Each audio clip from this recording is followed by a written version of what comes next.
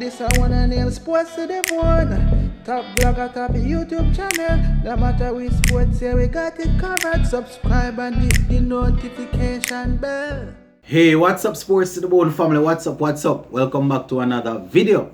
Alright, so as West Indies go up against India in the second ODI game, I just want to try and see if I can put together a 11.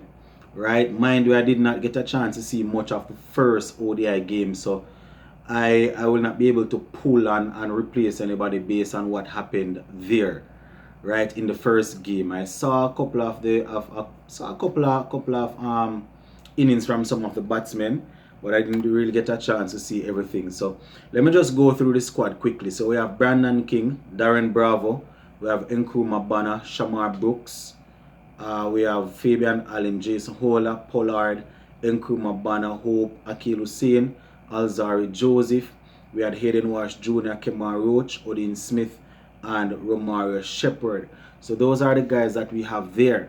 Now, if I should select a 11 out of that, I would probably just be winging it, because as I said, I didn't see the first game.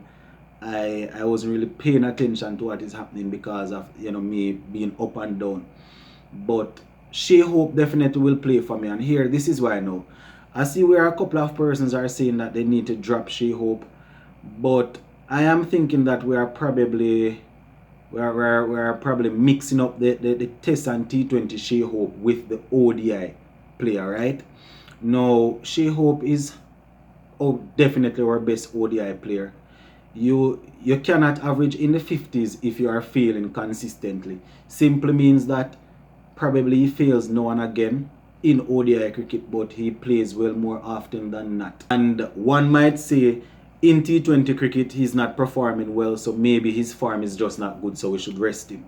But I will remind you guys that from time to time Shea Hope is asked to play in Test cricket. ODI cricket does not perform well any at all, and as soon as the ODI series comes up, he is usually on top, right? Apart from Evan Lewis and probably Nicholas Pooran every now and again, Hope is usually the man up there with the bat in ODI cricket. So I wouldn't really use one or two failures to say get Hope out of the ODI team. How would you drop a man that is averaging 50 that plays, right? It's not like he averaged 50 odd and he hasn't been playing for 2 or 3 years, so you can say, well, his average is there, but it's because he's not playing any cricket. No, the man is constantly playing in the ODI team and his average is up there. So in my opinion, my little reasoning here, Hope would definitely have to be there for me. So Hope is there, and Brandon King, right? I am still going to give Brandon King a go at it again because Evan Lewis is not there, obviously. And I think West Indies sort of missed the trick when Brandon King came from where was he again? When he came from Pakistan, and they didn't put him straight into the next team, right? I think they missed the trick there. Was it the next team? I think it was Ireland that we played, right? I think they missed the trick there when they didn't insert him in that team.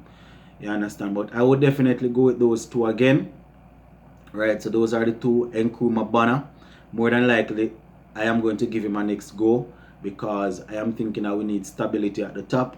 Usually, if Nkrumah Bana fails in one game or one innings, he would usually bounce back and give you something in the next game. Not saying this is going to be the case, but if I am bringing in somebody like Nkrumah Bana, right, you can just give him one game and then move on. So I would work with him again. So there goes Nkrumah Bana at 3. Darren Bravo. Right, Darren Bravo was actually one of the top scorers, so we might want to say that Darren Bravo is washed up. This is a different Darren Bravo, but the guy scored 18, and I think another player scored 18, and then Hola got in the 50s. But apart from that, I can't remember anybody else really getting anything really of significance. So you can't drop one of the top scorers from the last game, to just put in somebody. I would definitely work with him there, right? I understand Bravo being there, Pooran probably coming in at 5, and it's always a requirement for Pooran to bat and bat well, because Pooran can bat, You understand? This is not a guy that wicket keeps that we are trying to turn into a pinch hitter. This is a guy that can actually bat. And when I say bat, I'm talking about proper batting. Right? So Pooran would be there.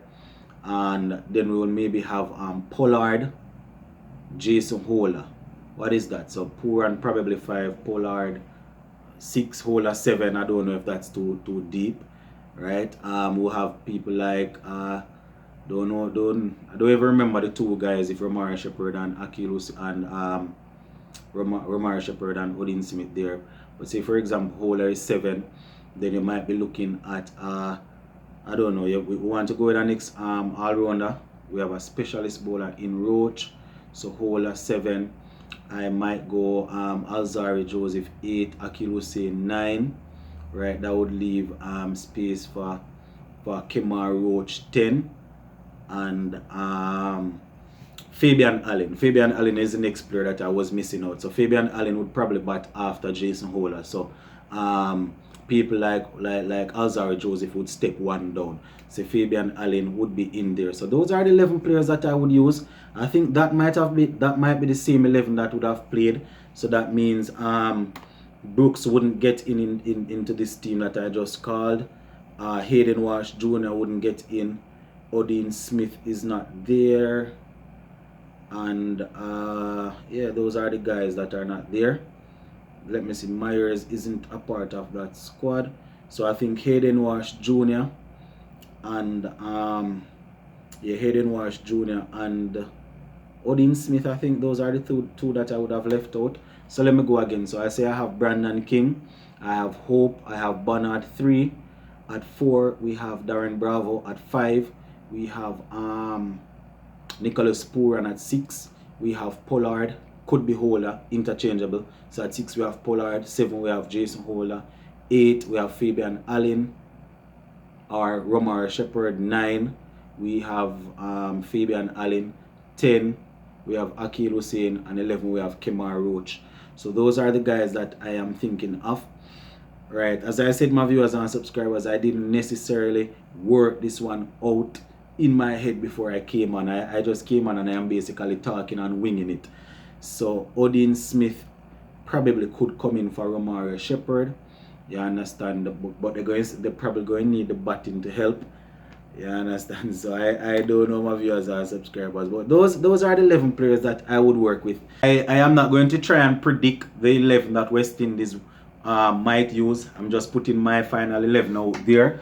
And remember now, guys, when I put my 11 out there, as I always like to say, I have no sort of ties with West Indies selectors or the coaches or anybody. So I know it doesn't make any sense to type in the comment section and say that I am fighting this player or fighting that player. It just sounds silly.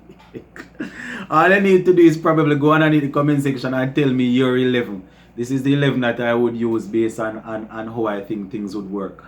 And in all honesty, I don't know if any 11 that we use is going to be able to get the better of this Indian team. You would definitely have to have good partnership, like you know, Jason Hola was saying, with Brandon King and Shea Hope batting well. Then, you know, Banner coming in, Bravo. The guys that are there are specialist batsmen. These guys would definitely have to bat. Once it goes down to the middle order, where we're trying to use the middle order, the all-rounders to try and niche up something together, it's not going to work. It's not going to work. When India chased down that score, you see what happened. Rohit Sharma stayed up the top there and bat and made 60, chasing down the score. If you're going to try and beat a team that is above you, it's a must that the top order comes out and play. If you're a specialist batsman in the team, then you need to score runs. It is as simple as that. Because if you're a specialist batsman and you go out there and don't score any runs, the only thing you're going to do for the rest of the game is stand up in the field and look. You understand? And we don't want any of that. So yeah, those are just my few cents, my viewers and subscribers, as it relates to what might happen in the next game. But I'm going to leave it right there for now. Zane, sports to the bone. Big up on yourself.